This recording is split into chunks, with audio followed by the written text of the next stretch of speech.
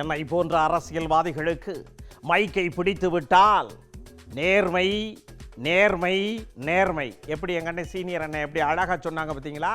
இந்த சீனியர் வேணுங்கிறது அரசியல். எங்களை மாதிரி ஆட்களை ஃபாலோ பண்ணிக்கோங்க, ஓகேவா? அப்புறம் பாருங்க, சிலிண்டர் விலையை குறைச்சிருக்காங்க. மகளிருக்கு வரவேற்புன்னு சொன்னதுக்கு என்னப்பா கூட்டணி தருமமா அப்படின்னு பொசுக்குன்னு சொல்கிறாங்க.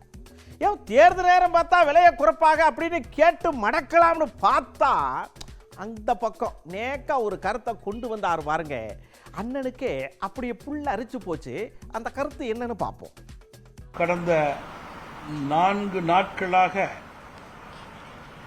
200க்கும் மேற்பட்ட விண்ணப்பங்கள் வந்திருக்கிறது. வீட்டு உபயோகத்திற்கான சமையல் எரிவாயு சிலிண்டரின் விலையில் ரூபாய் 100 குறைத்திருப்பது மிகுந்த பாராட்டுக்குரியது மட்டுமல்ல,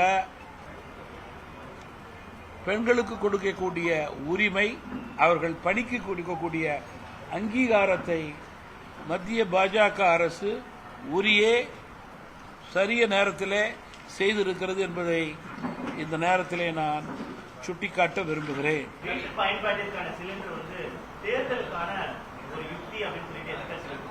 நீங்க எதிர்கட்சிகள்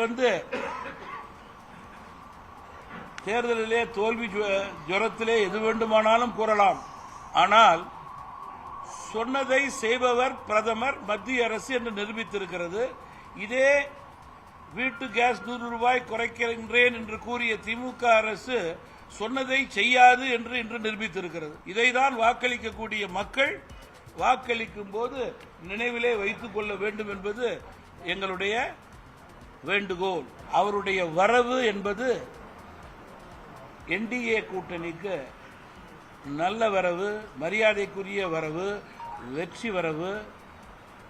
திரு சரத்குமார் அவர்களை தமிழ் மாநில காங்கிரஸ் கட்சியின் சார்பிலே பாராட்டுகிறேன், நன்றி கூறுகிறேன், வாழ்த்துகிறேன்.